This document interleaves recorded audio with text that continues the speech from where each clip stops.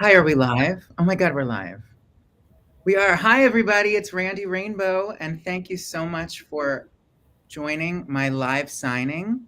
This is my first time, so forgive me if I stumble along, but I'm thrilled to have you with me. To my right, left, over here. This is my from my fabulous publisher, St. Martin's Press, the magnificent John Carley, my publicist. John, welcome. Thank you. It's so nice to be here with you, Randy.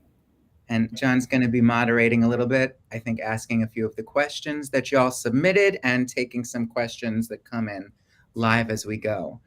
So, I'm excited to get to that and sign a couple of books to send your way. But it's the week of my book release. So, this is a very exciting time. Um, and I'm excited for you guys to read it. I think some of you may have already or listen to it. I do narrate the audio book, which also comes out tomorrow. Oh my God, it's tomorrow, John. That's the day. When you write this thing, it's like you're so excited for people to read it, and then they actually put it out, and it's like, oh shit, people are going to actually read it because it's personal. It's very personal. It's certainly the most personal project that I have done to date, and I was excited to write it because for many reasons. But people have been coming to me through the years, certainly since 2016.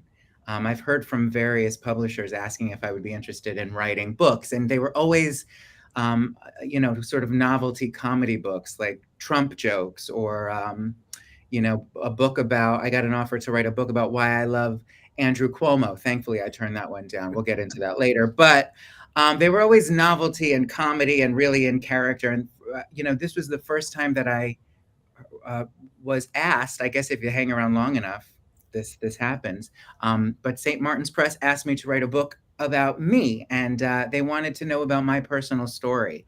And I was excited to take the opportunity. So many of you have sent me messages online through the years and have come to my live shows, and I've gotten to meet with you at my Q&As and my meet and greets, and you're always so very generous with your gratitude.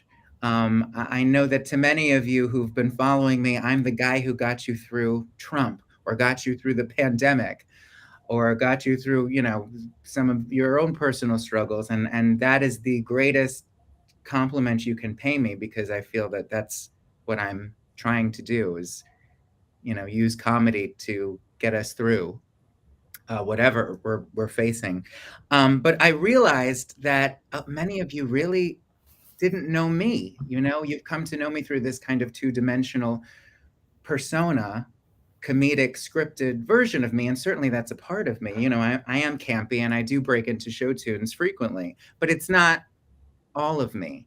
So I was excited to kind of break down the fourth wall or give you a peek behind the green screen finally and formally introduce myself and show you a little bit of my life and what led to my doing the comedy that you've come to know me for, and give you a little glimpse at my personal life. It's also funny, I hope, and I hope that I it's campy and there's laughs and I am in speaking through that persona, which is again a large part of me. So it is the Randy Rainbow that you've come to know and hopefully love, but it's also deeply personal in many ways. So I'm excited for you to read it. And with that, John, can I throw to you? Do you have some questions from the audience? I sure do. I'm happy to be here and to field these for you. Our first question is actually from an international fan. This is from Molly in Kilgorlin in County Kerry, Ireland. Oh my God. Um, I'm an international star, John. This is you marvelous. are. I saw a comment in the side over here from Germany as well. This is great. But Molly asks if there's any chance you might bring your tour to Ireland at some point in the future. I would love to. Yes, absolutely. I would love to. I think we're working on a UK tour now. Maybe London is what I've heard will be our first stop. But yes, I do hear from people. I'm happy to say all across this great world of ours, and yeah, in the next couple of years, I hope to come see you for sure. That is really exciting. Um, So next is more local. This is a question from Sharon in Bayside. Hey, Uh, girl. she says, they're all great, but which of your parodies are you most proud of and why? That's like You know, asking if you have a favorite child. exactly. You hit the nail on the head. They really are all great. It's difficult to say. No, I have, it's very nice because um, I have nice memories attached to all these videos, which is, I feel very fortunate to say, because of course they're all inspired by horrific events that make us all depressed.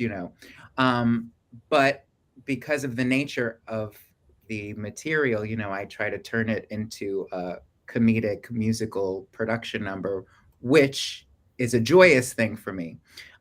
So, for instance, when I released my, Mary Poppins parody, I heard from Dick Van Dyke. So that's when I released the first Hamilton parody I did, I heard from Lin-Manuel Miranda, and of course I got to work with Patti LuPone on a more recent video. There's a whole chapter in the book on that. So I have really good memories tied to a lot of these videos, but of late, I think the last one I just put out, the gay, gay, gay video, is one that I am proud of. That one, and also Clang, Clang, Clang Went Josh Hawley. I really like how that came out, and the production was grueling because there's so many characters in it. So there was a lot of wig swapping, but I really love the finished product, if I do say. I agree. It was fabulous. Thank you. Um, Next question is from, I want to say Melody, but it looks like it's spelled Milady in New Bedford, Massachusetts. And she has a question. Can you do a video of your entire process of making a video? I am fascinated to know how your mind works this process. That's so nice. I would say, I don't know, maybe that would be interesting to some people. People ask that all the time. We want to see your process. We're so interested. And I think the CBS Sunday Morning profile that they just did on me was probably the most comprehensive to date. And they showed some clips. Um, to me, it's like just to watch it is not very exciting because there's a lot of me sitting and writing, and then I stand and I record the song, and then I stand and I film it, and then I put it all together. So a lot of it I feel is done sort of in the editing process and in the writing process, which doesn't really look like much. But there is a whole chapter, because people have been asking for years about my process. And so I did write a chapter called It's Not Easy Being Green Screen. And that takes you through 10 easy steps on how to make a Randy Rainbow video. So hopefully you'll have all your answers in that chapter.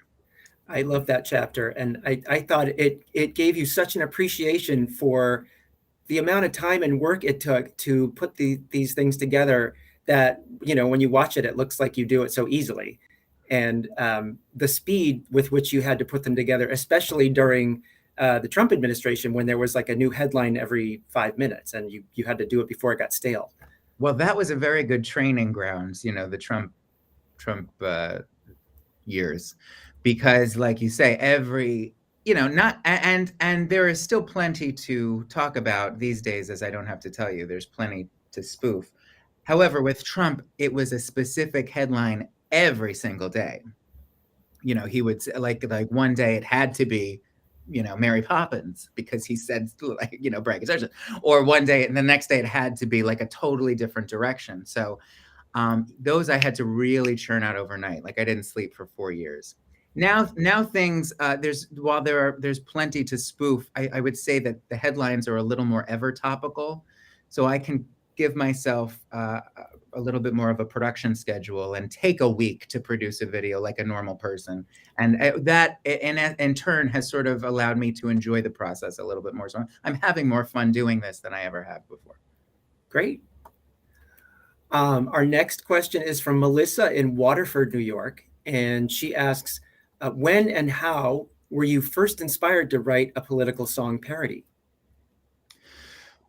When and how? Well, the first one, well, again, as I talk about in the book, because I do give you the whole sort of progression that led me to writing political parody. It wasn't really something that I ever thought of doing on my own. I was doing topical parodies, And so I was spoofing whatever was in the news that week and whatever was on everyone's, Twitter or Facebook feed and everyone was talking about. So it started with, 11 years ago now when I dated Mel Gibson. I do talk about that relationship. We're no longer dating. I'd rather not talk about it, John. But it just started with, a lot of celebrity stuff. And, when something political popped up, I dated Rick Perry for a time. I dated Anthony Weiner. I dated all those guys. But that was just sort of sporadic. And I followed the bouncing ball of wherever the news was going. And then came 2016 and everyone started talking about nothing but politics. I wonder why. So I just, that's what everyone has been talking about. And I kind of followed suit. I think my first political parody, the first political song parody was probably the series I did called GOP Dropout for the 2016 race. So when any Republican dropped out of the primaries, I would serenade them with a parody of Beauty School Dropout from Greece. And that really kind of clicked for me, and people were really responding to it. And then every time someone dropped out, people were waiting for the next one. So that's when I knew, I got to stick with this. That's great. That song is by Frankie Avalon, and a few years ago, actually, St. Martin's published his cookbook, and I got to be Frankie Avalon's book publicist. What, John? You didn't tell me this before. It's the worlds are colliding. It's crazy. I was obsessed with Frankie Avalon and Annette Funicello through my childhood. I remember they came to the swap shop when I lived in Florida. I was like 11 years old, and they played the swap shop. And that was like, I made my mother take me. I was obsessed with both of them. That is awesome. That'll have to go in the next book.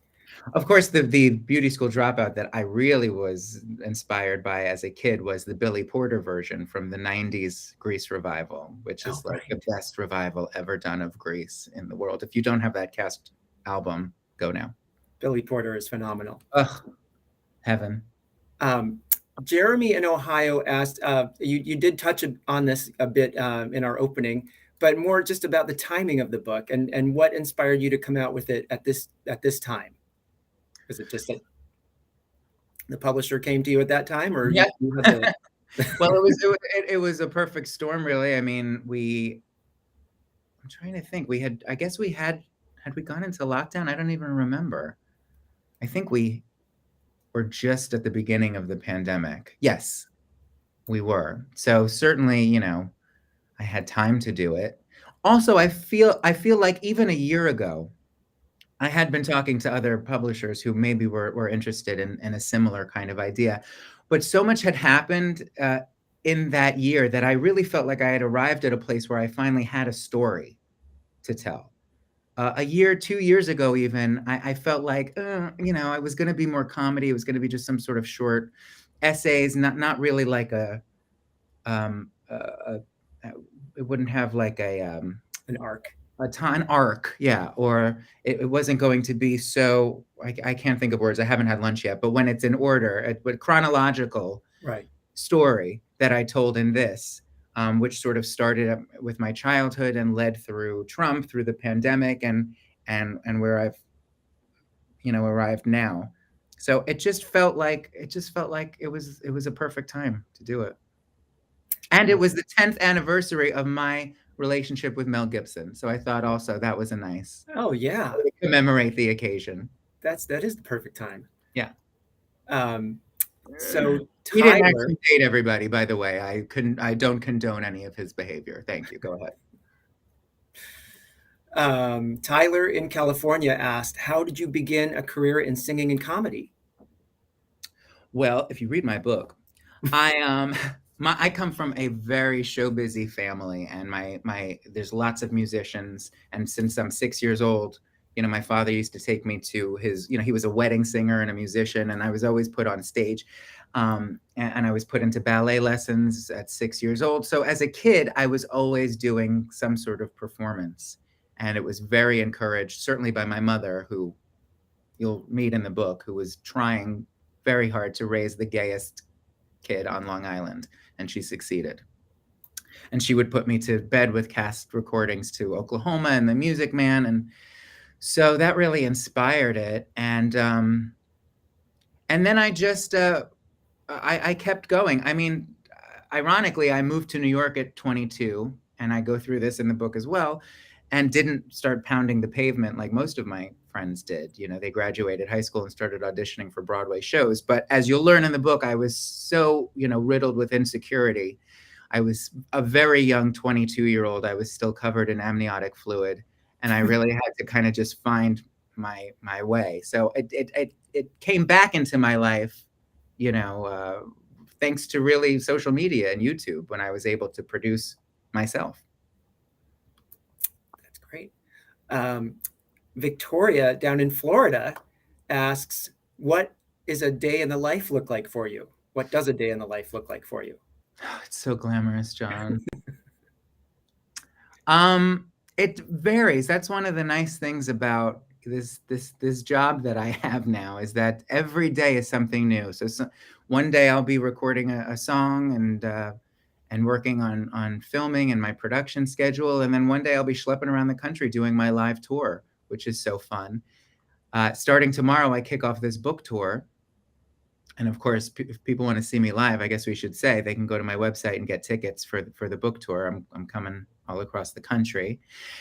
So it varies. It's always different, but it's always very glamorous. I don't doubt it. We should also remind people that if they aren't in an area where you're coming to on your book tour, they can still get an autographed copy of the book using the link on the screen below, premiercollectibles.com/rainbow. That's right. I'll sign one now, and it will come to you if you order now. That's true. Here's a good one. Carrie from Georgia asks, what is something that you would tell your younger self? Girl, get out of the business. I would say, and really, I'm so glad that I'm answering all these questions in the book. It makes me feel like I went in the direction that people are, curious. So this book really started out, as I said, I wanted to kind of introduce myself to those of you who've been following me for years. And it kind of turned into a love letter to the women in my life, particularly my mother and my grandmother, who were very, very influential to me and remain so. But then I realized it kind of turned into also a love letter to little me. And, kid Randy, who was bullied on the playground and didn't know that some of my biggest insecurities would one day become my greatest superpowers. And also Randy from just 10 years ago, when I was working in offices as a receptionist or trying to make ends meet, in restaurants and stuff like that. I didn't know what my path was, and I thought I never was going to find it. I'm kind of a late bloomer.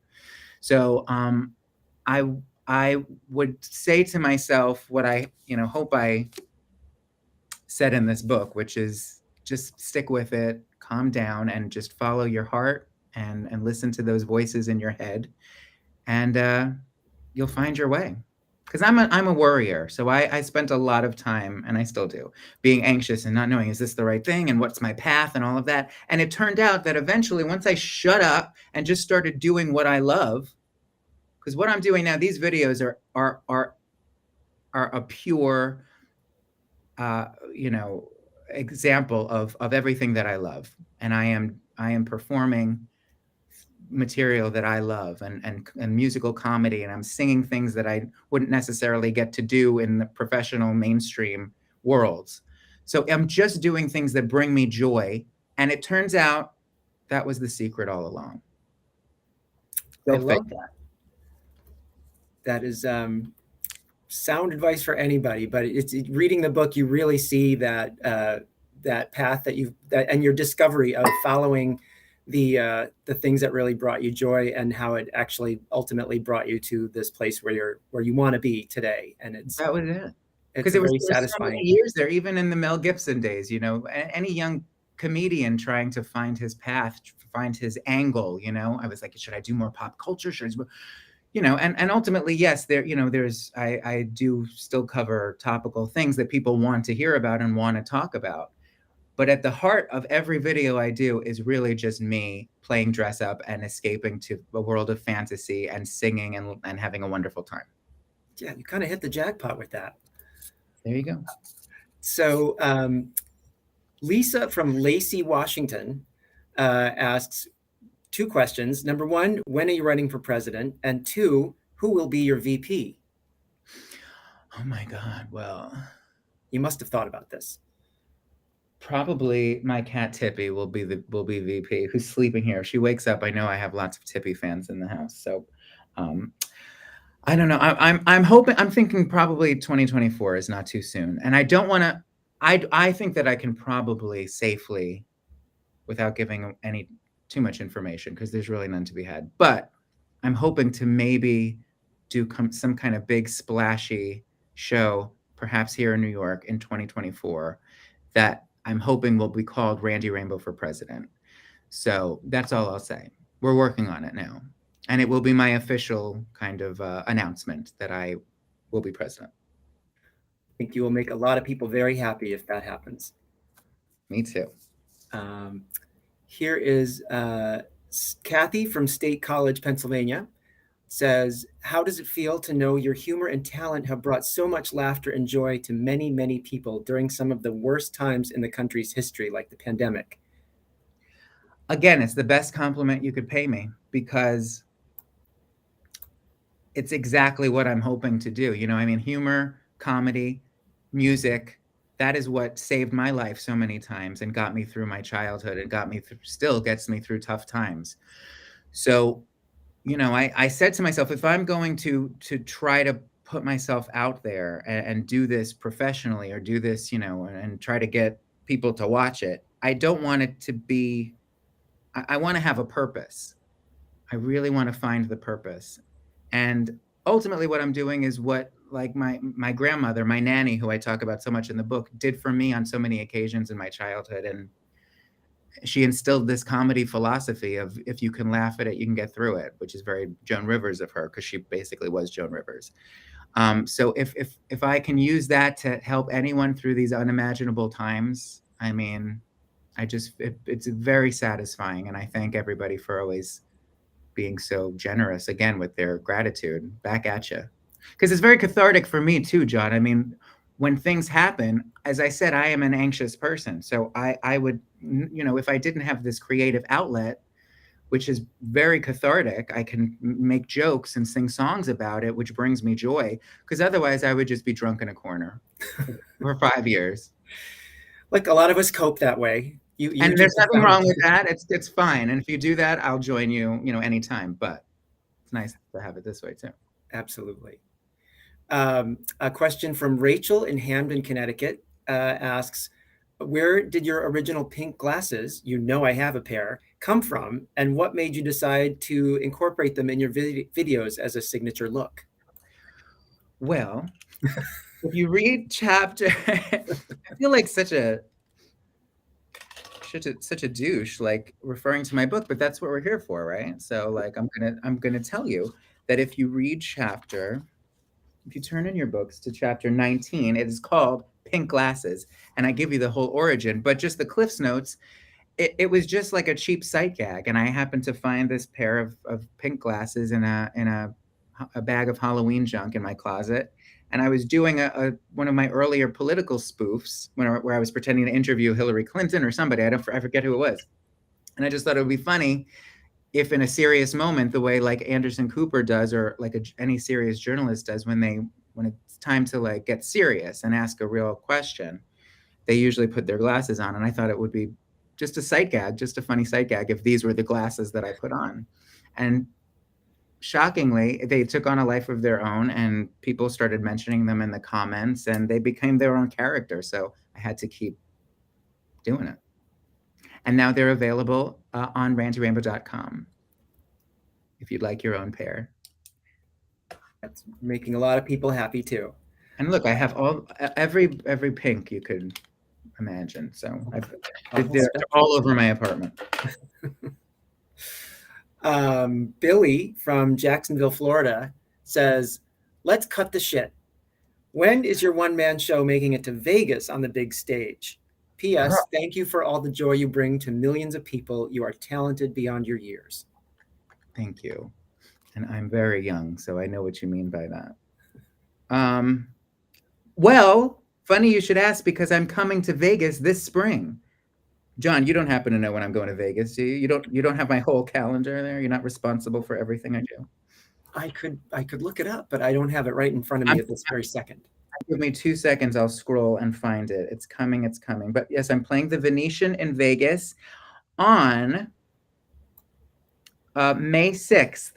So get your tickets now, randyrainbow.com. And then I'll be in State Line, Nevada the next day, Atlantic City after that. I know people are seeing these book tour dates and saying, why don't you come to Florida? Why don't you come here? Well, I'm coming to Clearwater and Jacksonville and Fort Lauderdale in August, Kansas City and Grand Rapids in September. And then we've got a lot of dates coming this spring. So go to randyrainbow.com and keep on top of it. I'm excited to do Vegas. I've never played Vegas before. That seems like a kind of a seminal moment in your showbiz career. You think so? I'm officially Cher. my farewell tour, even if it's not, I'm going to call it that. So Marlene in Ingolstadt, Germany. Here's another international question. Big in Germany. She wants to know, what's your favorite Sondheim song? Good question. Oh, God. That's very difficult. I couldn't possibly pick one. But if you ask my favorite Sondheim shows, Sweeney Todd and Into the Woods. So pretty much anything from either of those two shows. And if you read my book, Playing with Myself, available now everywhere, drops tomorrow officially, or go to premiercollectibles.com/Randy Rainbow and you can get an autographed copy. I should do what is that? HSN? I could do that. I'd be good on that. I talk about, as fate would have it, Sondheim was incredibly influential to me as a kid, and just his art spoke to me as it did with so many people like me. But as fate would have it, he came into my life and I got to actually know him, and he was a dear friend for 16 years. And I got to talk about that a little bit in the book, which was very special. That was a great section of your life to learn about as I read the book. It's crazy. But it just shows you. It's also, I hope that this book is also kind of, and there's no shortage of celebrity name dropping, but it's not gratuitous, I don't think. I talk about all these people who inspired me so as a kid and then ended up coming into my life. And as I said, I did not move to New York. I was not like on fire. I didn't have the strongest drive, I would say, of anyone my age. I wasn't knocking on doors and pounding the pavement, but I just had some deep conviction that these were the things and people that I loved and that were important to me. And somehow they came into my life. So just goes to show you. Agreed. If you believe within your heart, you'll know. Sorry, I just watched The Wiz before I did this. Speaking of celebrity meetings that you write about in the book, I personally enjoyed your kind of writing about some of your awkward reactions to when you were meeting people. And I wondered if maybe you want to talk a little about that chapter about Jimmy Kimmel. Can I make the announcement here? I don't see why not. Okay. Well, I wrote a chapter that starts with my first Emmy nomination. Because again, talk about dreams come true. I'm this schmuck in his bedroom. It's now my second bedroom. At first, I started in this tiny little studio, but I'm still doing this stuff like out of my bedroom. And, thanks to the power of social media, you can get nominated for Emmy Awards for that. So I wound up at the Emmy Awards. I've since been nominated twice more, but the first time I wound up at the Microsoft Theater. I was very jet lagged after doing a grueling week of touring.